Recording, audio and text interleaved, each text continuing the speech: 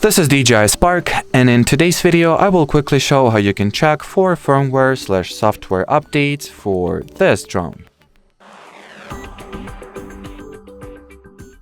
So in the beginning you will need to enter the camera view of the DJI Go app. From here, launch settings, select the general settings category, that is this one, the 3 horizontal dot icon.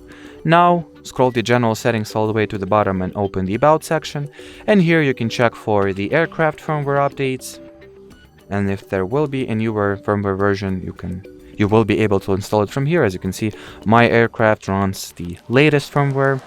You can also check for the FlySafe database updates for aircraft, or precise FlySafe database for app, and the basic FlySafe database you can also check updates for.